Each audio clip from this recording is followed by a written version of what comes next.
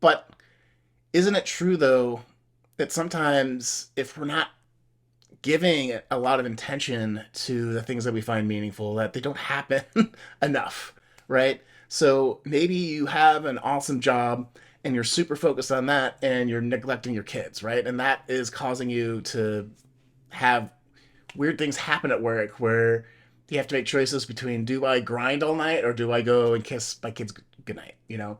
Um, so there's a ratio, there's a mix of the things that are meaningful to you in your life and a different priority of those, right? So I think that's one conversation to have is like, what is most important to me? What do I value the most? What am I going to focus on? And what's right for me right now, right? Because what's right for you right now might change.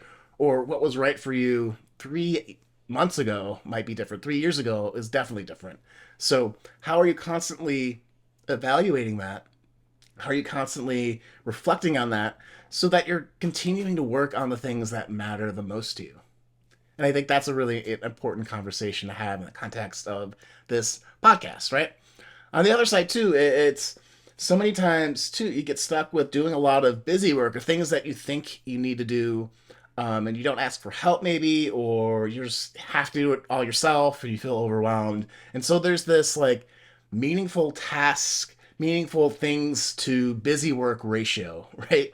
And I think so many people, and myself included, could probably stand to improve that ratio. And what do I mean by that? I mean that for every hour of busy work, maybe you're doing 1 hour of meaningful things, which is pretty good, right? But if you're doing for every hour of busy work, 4 hours of things that drove your life forward, provided more for your family again, or, did the things that really fulfilled you, you'd have a different quality of life.